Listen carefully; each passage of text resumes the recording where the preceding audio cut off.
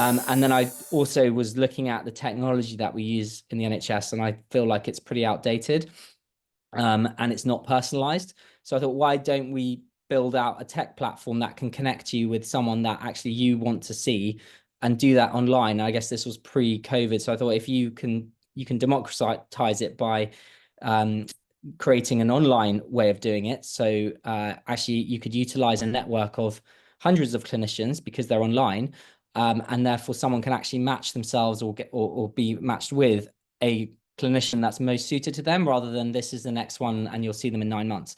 Welcome to today's podcast episode of The Power Shift. And I have a very, very special guest here with me who I've known for quite some time now. One of the OGs from back in the day when the NHS Clinical Entrepreneur Fellowship or program started back in 2015. So 10 years ago. And he's going to be talking to us about a really important theme. And as you know me, I'm all about doctors building really great solutions to tackle some of the great problems, not only in healthcare and beyond, not only building something, but also taking full ownership of it and solving that problem at scale, whilst still connecting with the foundations of being a clinician. So in today's episode, we're going to be talking more about that with the one and only Dr. Julian Nesbitt. So Julian is not only a founder, CEO of the Dr. Julian Medical Group that has designed and curated and grown the Dr. Julian platform, but he's also a GP. And his mantra, this is something that we were talking about actually just before we started the podcast, is like, what does it do, right? What is the mission behind this?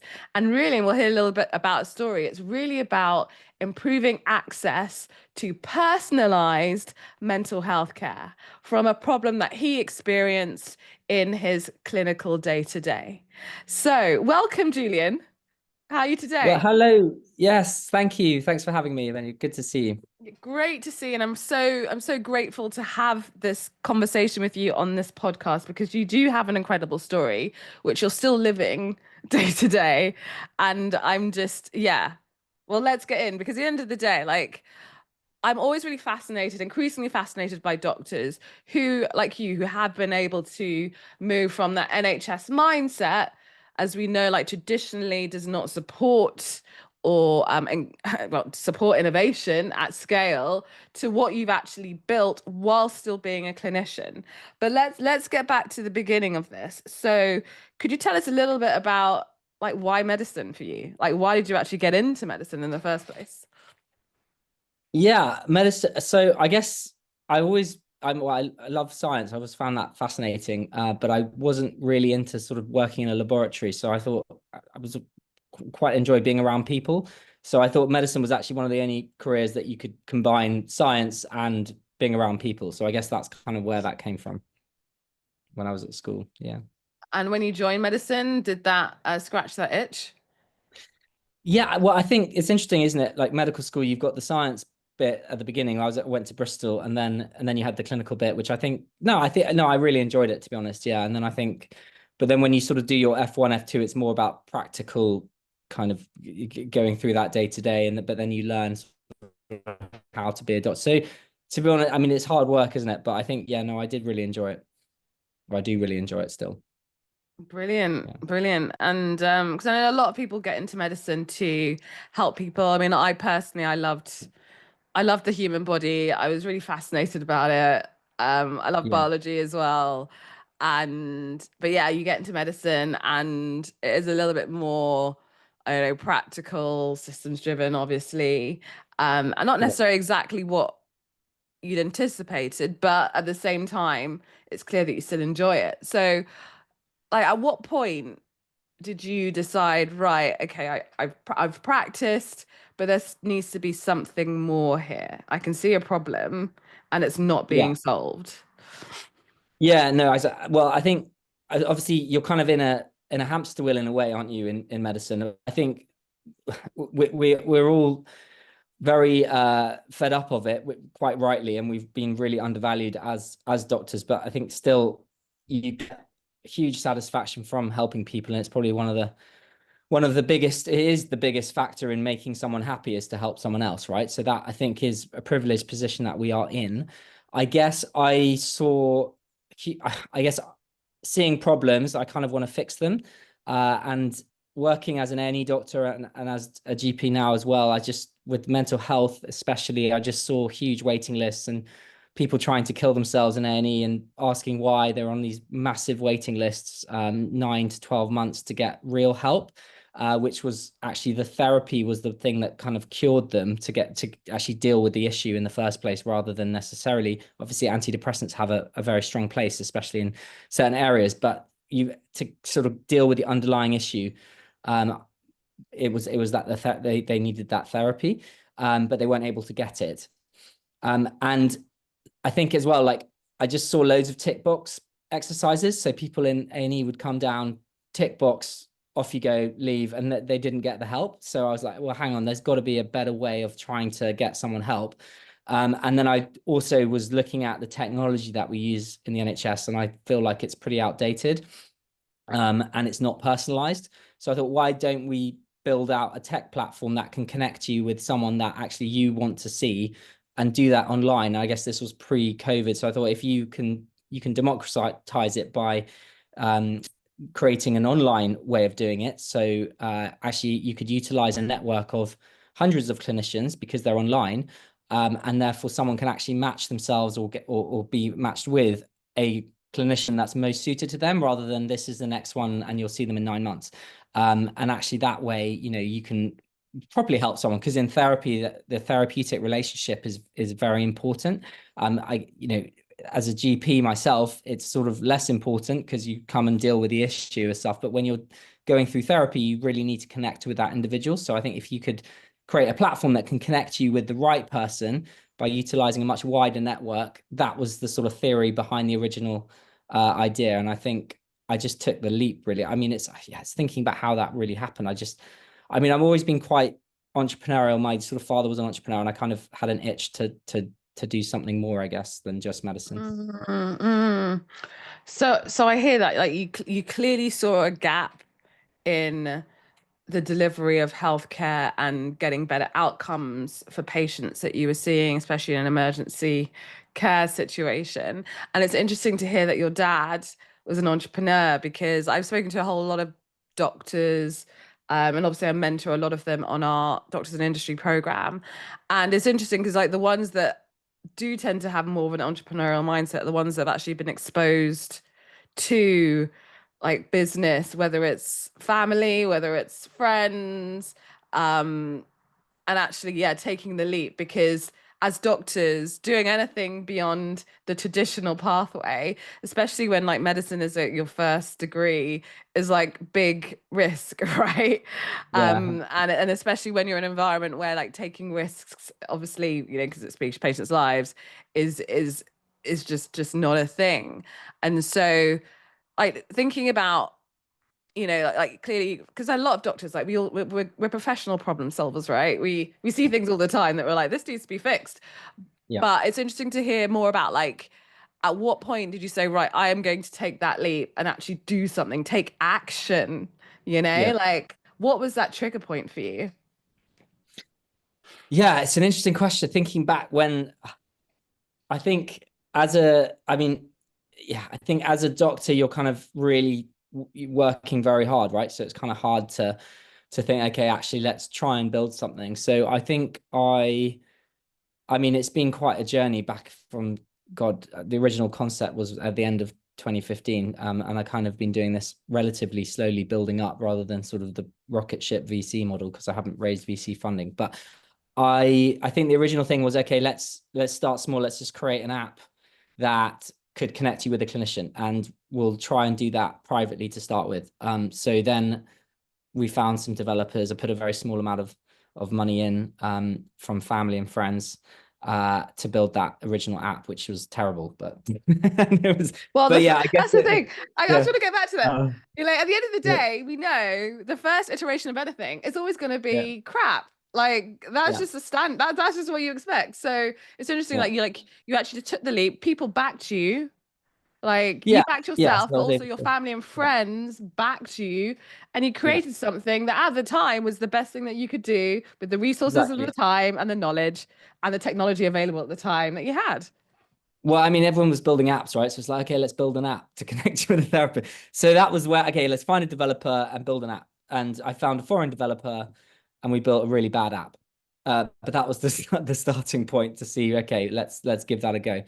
And at the time as well, I kind of joined the clinical entrepreneur program that was really helpful in that sense to kind of give you permission to do that, or give you some and say, let's just do it. Screw it. Let's just build an app. So that's kind of where we started with a terrible app.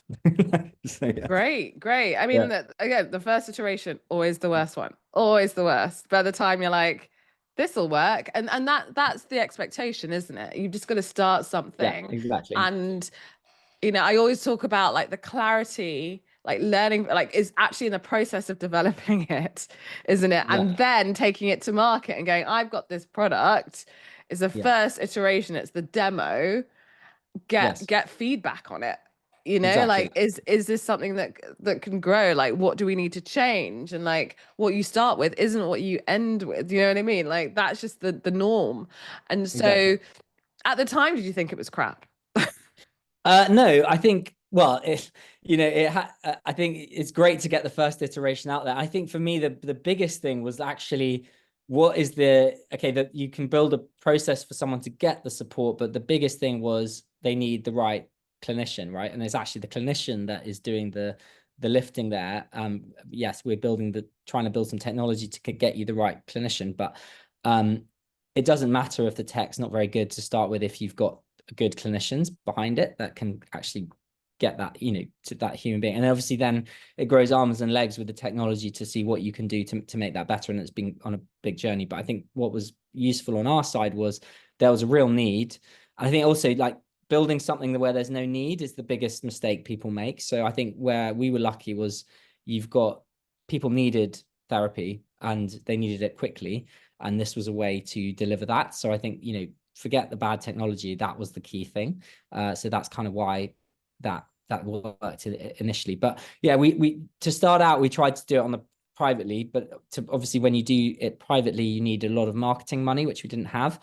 So we did try some Google AdWords and stuff, but that kind of didn't work very well. And you look at now other private providers spending millions a day on marketing. It's like, no, let's not do that. So I was very lucky that I was banging on the doors of different NHS trusts and services, and they were really struggling and needed some extra support. So I managed to get the first very small contract in Thurrock, actually, where we were like, let me help see some of your patients. We've got really good clinicians who are also, NHS trained, accredited, etc. So they were like, okay, let's send you some of those. So that was kind of where it was, okay, now validated by having a sort of B2B, or, providing some NHS work initially.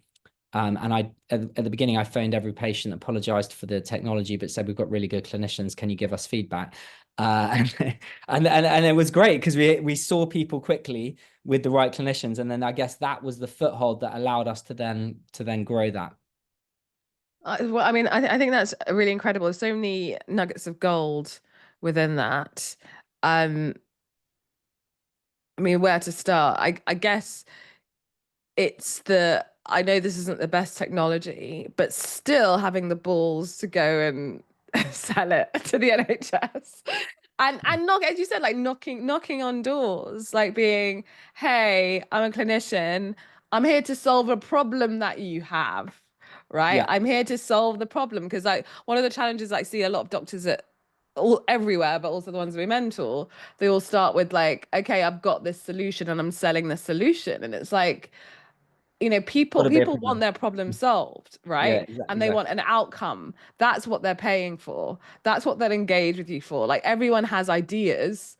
There's Yeah. like billions of ideas happening like this second, but like most of them will not come to fruition because as you said, there's a lot of building stuff that people don't need. And so getting that early validation, especially with the countries, like one of the country's biggest employers, is like a massive achievement. It's a massive achievement, a massive milestone to achieve so early on in your journey with this product. and as an entrepreneur. And that's a really great example of how, even at an early stage, you're backing your idea, you're believing. So I'd love to hear like what was going through your mind, because and also calling the patients, but like what was going through your mind when it's like you're actually having the conversations with those decision makers in the NHS. Like, how much did you really believe in what you were doing? A lot of doctors talk about imposter syndrome and being like, well, I shouldn't really be in this room. I should just be like seeing patients. Like, I'm really curious. Yeah, I think we were lucky in the sense that, and I think this is why necessarily we've been more successful, is that there was a problem. Forget the technology for a start, right? The technology was the enabler, and obviously now it's growing arms and legs and doing lots of things. But initially, the core problem is huge waiting lists. Can you give extra capacity? So that is a problem everywhere, and that is a problem that you can get traction for because it is a problem. So if you go to someone saying, "I can support you with your waiting list," they're like, actually, I really want that. So forget the technology to start with. That, that was a core issue. So therefore you get people actually listening to you because they need help with their waiting list. So rather than trying to sell a technology, if you sell that type of problem, then it's easier to sell. And I think, again, as clinicians, we are in a unique position where we are living problems day to day. So we kind of know what those problems are. And if you try and sell something someone's never going to use, or a new app that it's actually, it might be great, but they've got no time or they can't use it, then that's a much more hard, much harder sell. So if you can find something that solves someone's serious problem, then they're willing to listen to you and buy it. So yeah, and that's kind of where we were lucky in that sense. And I think being a clinician helps, and you know what those issues are, and you live that firsthand, so you can really have those conversations. But you've got to not just go for it and knock on the doors and be relentless. And yeah, it's hard because it's just trying to carry on and keep going. If you think that, if you're really passionate and you do know that there is an issue, then people are listening to you about that issue, then you've got validation for that. Absolutely. Like as you said, like identifying the problem's got to be big enough and expensive enough to be Yeah. solved for people to actually be like, right, we'll invest in this and we'll use your product. And I guess like going back to some of the mindset challenges that doctors face when backing their ideas. What do you think holds a lot of doctors back from actually going and building it, like building a solution for the problems that they see? I think doctors are conditioned to be in the hamster wheel, aren't they? That's what we've got to. We have very rigid structure that we follow, and it's scary, isn't it, to say let's try and do something else, and it's not as safe or whatever. I think, interestingly though, we are also in a very good position as a doctor. If you can carry on keeping a registration, there's a fallback plan, so you're not actually giving up everything and putting everything on the line. You've still got a job at the end of the day. So I think in a way, doctors should be more brave in that sense, because it's not like you're losing out potentially everything of your life. So I think we're just conditioned to sort of follow a process rather than trying to change the norm. I guess my brain is always doesn't ever follow any rules. So I guess I kind of, that's the way I think. So I just wanted to go and change things. But yeah, it depends. Like different people have different ways of thinking, right? So it depends on your risk appetite and who you are as a human being. But yeah, we're kind of conditioned, I think. Yeah, it definitely depends on your risk appetite. Absolutely.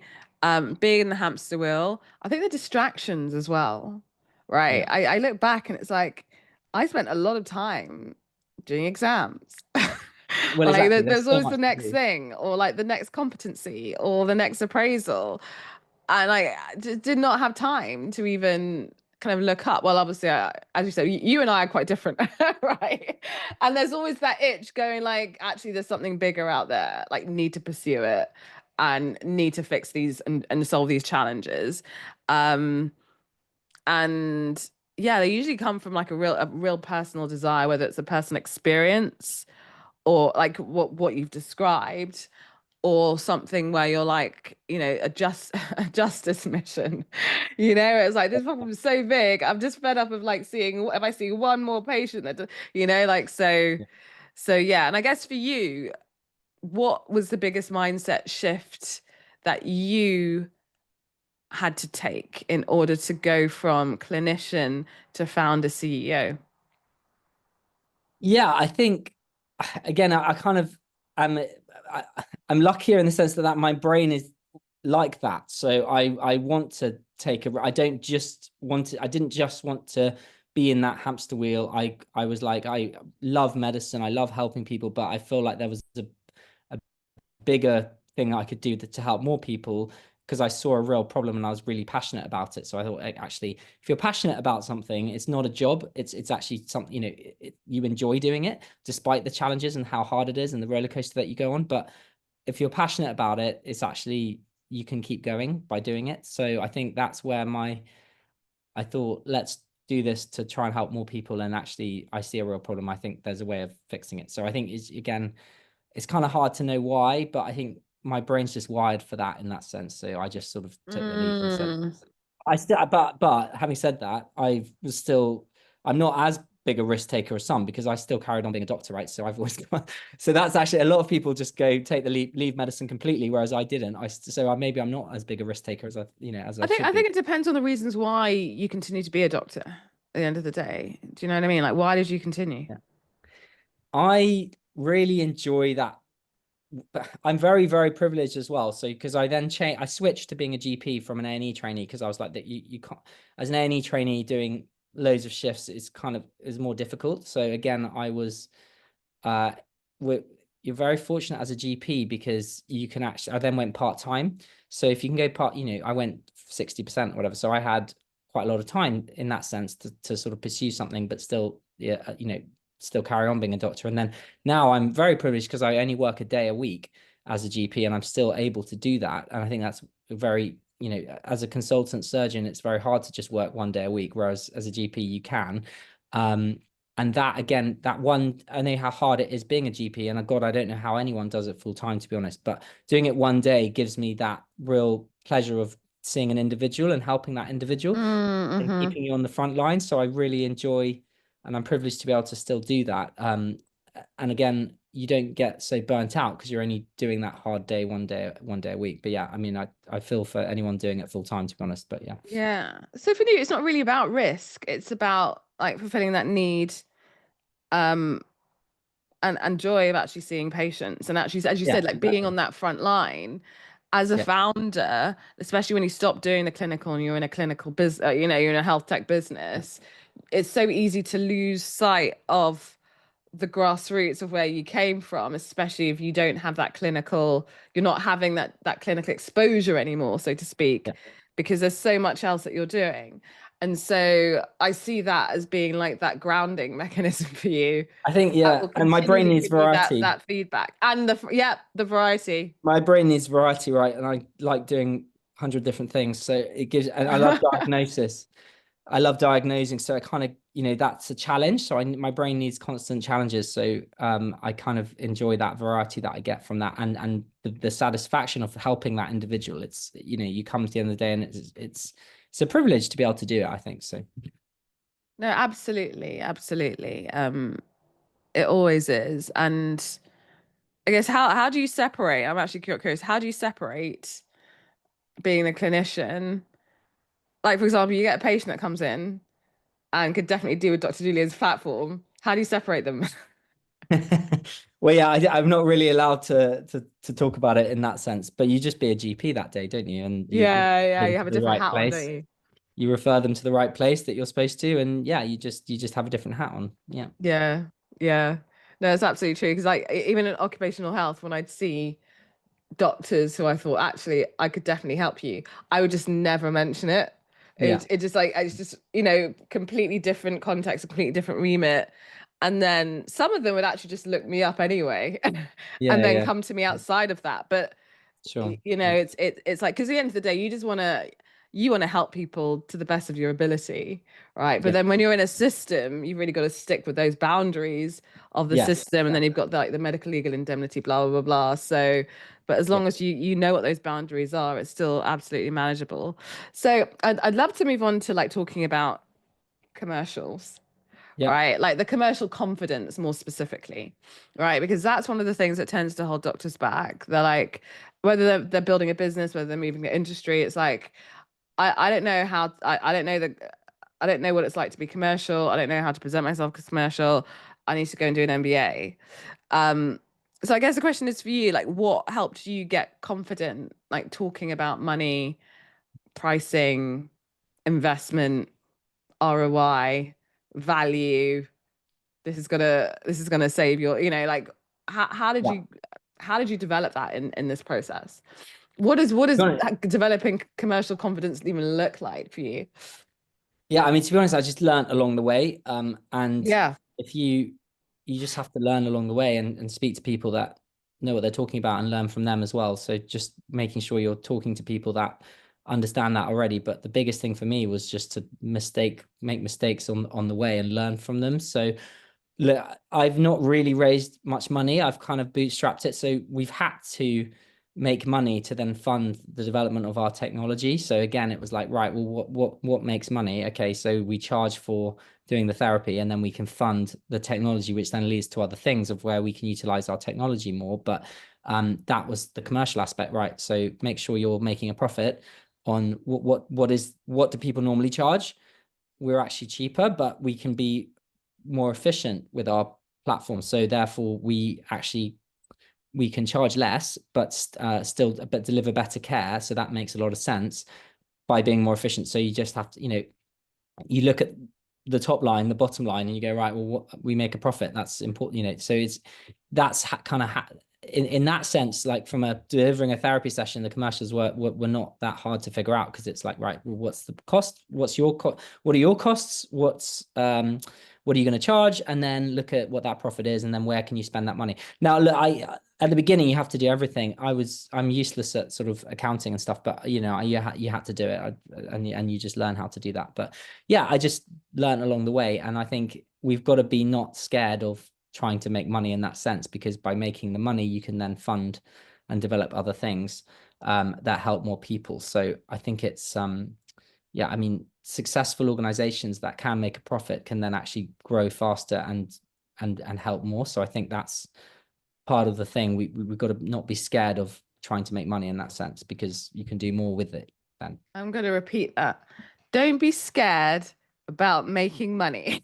Yeah, Right? because it helps Don't more be people. scared. But Yeah. that's the thing. It's like, this is what I've been banging my drums about for some time now, because as you know, we don't talk about money in healthcare. We don't talk about money in medicine, and doctors and money don't really go together unless we're striking because we've been underpaid for a long time, because we don't like to talk about money, right? Yes. Yeah. Um, but but that's the reality of it. Like, if you are able to build a profitable business that you control because you're bootstrapping. And for those people that don't know what bootstrapping is, it means not raising money from external funds. You're literally um, providing a service and reinvesting the money and the profit back into the business so it can grow. But as you said, the reality is, if your company is making a good amount of money, it means it can grow faster.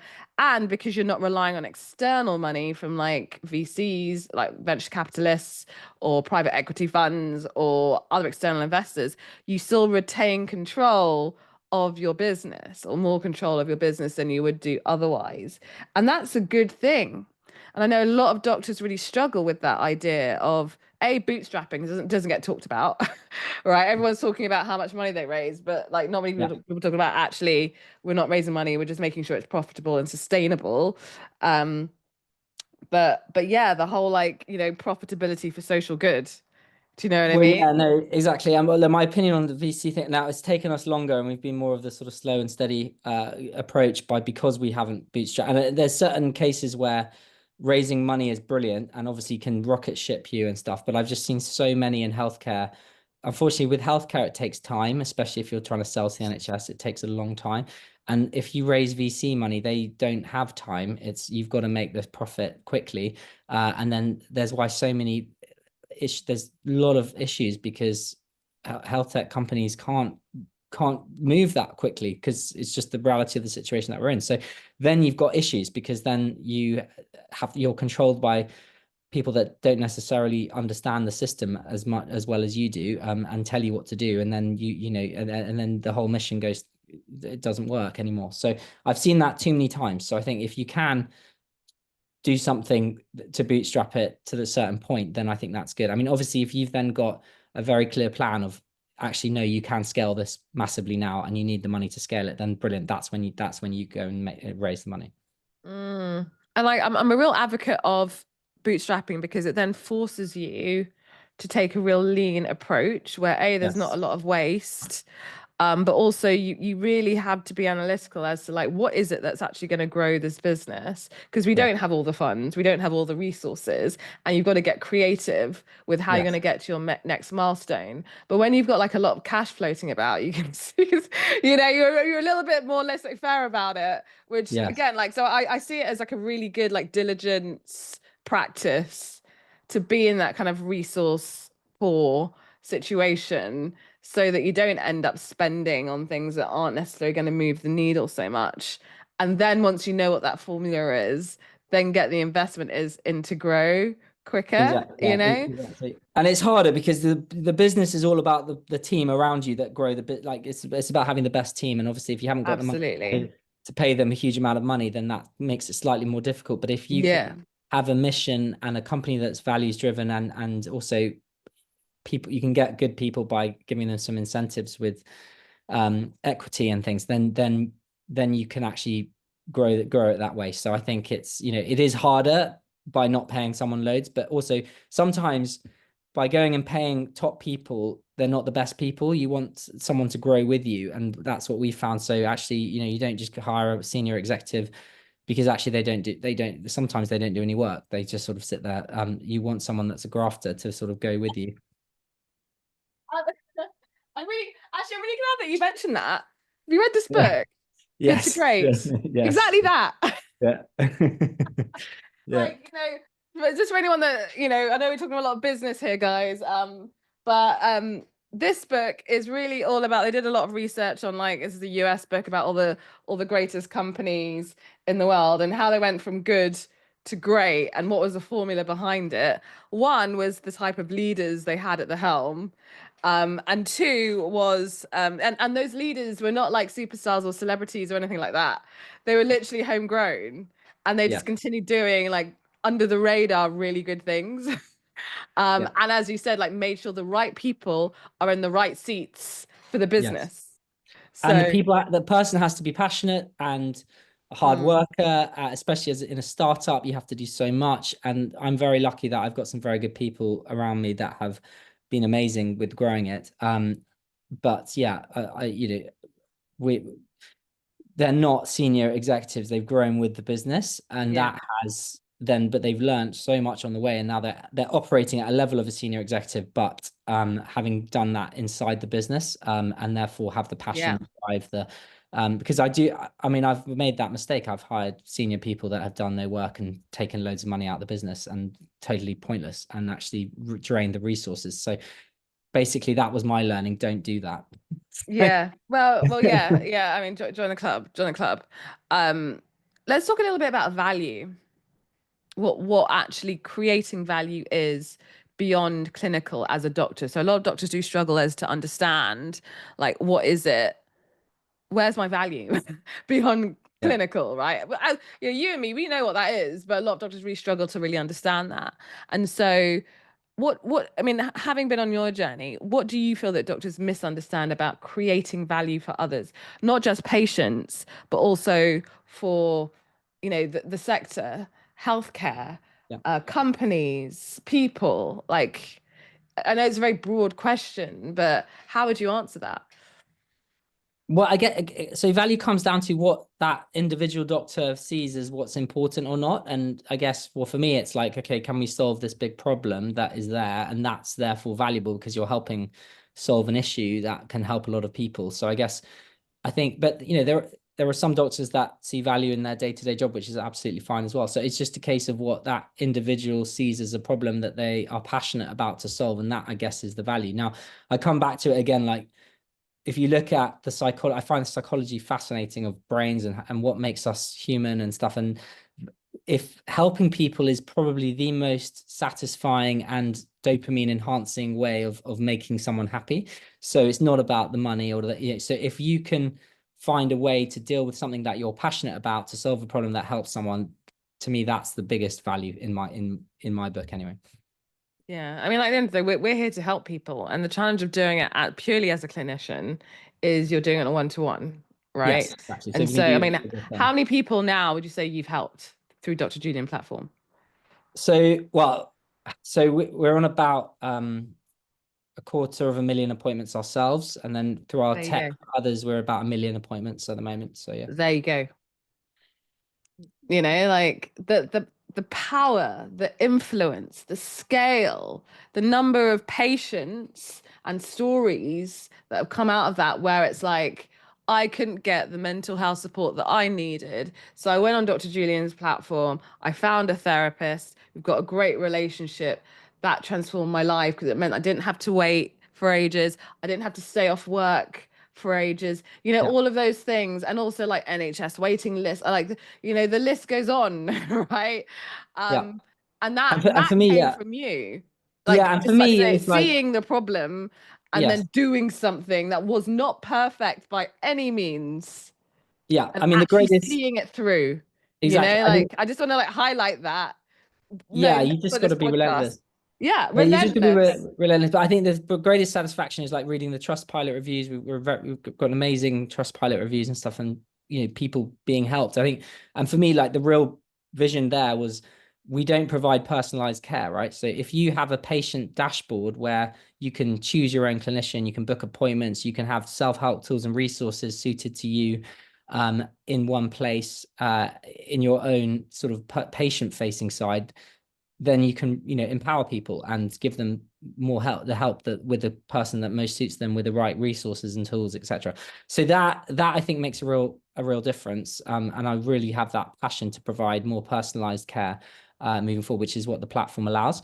But yeah, the biggest sort of value that you can get is to see the people that are being helped and the feedback that you get from that. Absolutely. So one of my final questions. I mean, we've talked about commercialization, we've talked about execution from ideas, taking a problem first or problem solving approach rather than ideas first approach. Yeah. As we know, with all of these journeys, especially being a leader, especially being a builder, especially being an entrepreneur, like there's always a sacrifice, right? There's always a challenges. Like, what would you say they have been for you in this journey? That people, like doctors, like need to know if they're deciding to go on this journey, or even I the mean, ones that are on this yeah. journey and who are like, oh my God, I'm the only one. It's bloody hard. I Mm-hmm. mean, you go through a lot, and it's really hard in terms of, the emotional toil when it's. I know I made so many mistakes. I've had so many problems. I've pretty much have gone through so many things where you're like literally the turmoil of like the emotions and people trying to screw you over, and then the loads of things that happen, and not being able, being at the brink of it failing and then trying to work out. But I guess it's just an emotional roller coaster that I think, again, if you're passionate about something that is a problem, and you just keep going. I think that's where I was able to do that. But if you're not passionate about something, then that's where you may not do that as well. And also it's Well, got you'll to, give up. yeah, You know, you'll give up, you but ain't it's be bloody having hard. this conversation. But as I said, you go through your lows, and then you go through your highs, and then you go through your lows, and then you go through further, like more deeper lows, and then you take one step forward, 5 steps back, and then you give a. So I think, but The roller coaster. you just have to keep your mind on what is the bigger picture. Are you doing something for you? And I think you're lucky in the sense that you're doing something that you believe in, therefore it's kind of not work. It's something that you enjoy doing, and I think that's the real privilege that you have. And I think we've kind of evolved from being a therapy provider on our tech-enabled service side to now also providing infrastructure for healthcare with our platform in different ways. So I think it's things evolve, and and you just evolve with it, of what of what works, what people needing, or what are people wanting, and you just have to go with the flow on that as well, and you just sort of evolve it as things go, and you have to pivot, and you have to work out what's working, what's not working. And so long as you can keep that open mindset and pivot and stuff, then you'll be successful. Absolutely. I mean, it's relentless, isn't it? It Yeah. never stops, no matter how big or small your business is.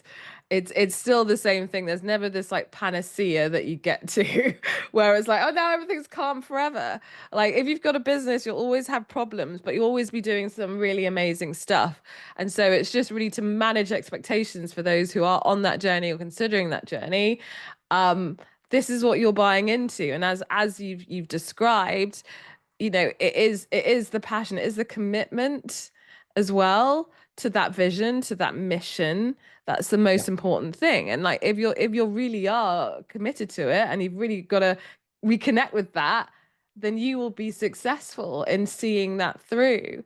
Um, and and yeah, but as you said, it is bloody hard. It really, really is hard, but it is a privilege as Yes. well to actually, as you said, it's not work. It doesn't feel like it's work where you show up, you do a shift, and then you go home, right? Yeah. It's like actually kind of lucky to just have monetized your hobby massively, you Yes. know? Exactly. And Yeah. and actually I honestly believe that everyone in this world should have the opportunity to monetize their hobbies, because most hobbies are helping people in some way, you know? Yeah. And that's where a lot of businesses come out from. Like I go to the farmers market in down the road every week, and you see a lot of people who have just started making stuff, and then they're like, oh, people actually like this stuff, right? I'll just sell it. Yeah. And if you So do something you enjoy, you keep going. If you're passionate about it, you keep going. So, but you've just got to yeah, take the leap and do it. take the leap and do it.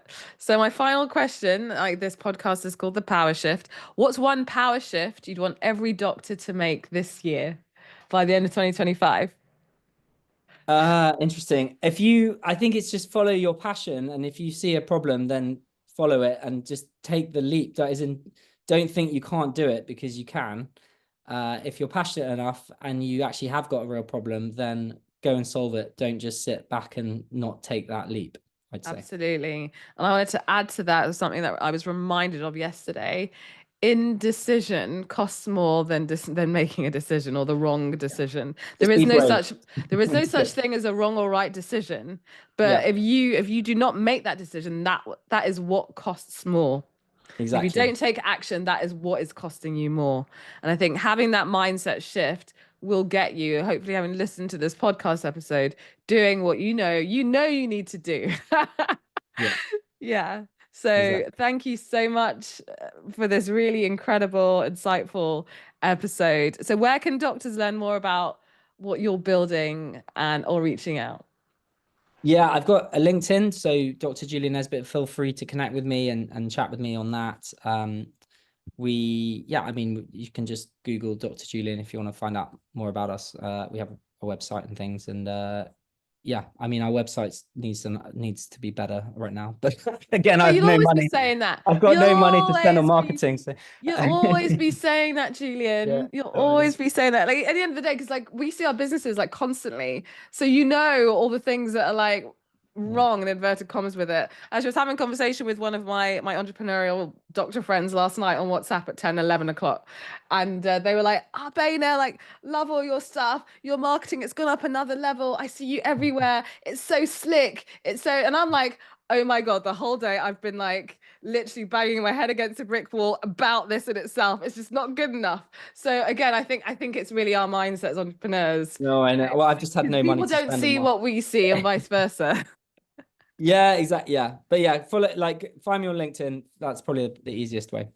Brilliant. Thank you so much, Julian. It's great to do this Great to see you. episode. Thanks, Vinny. Cheers.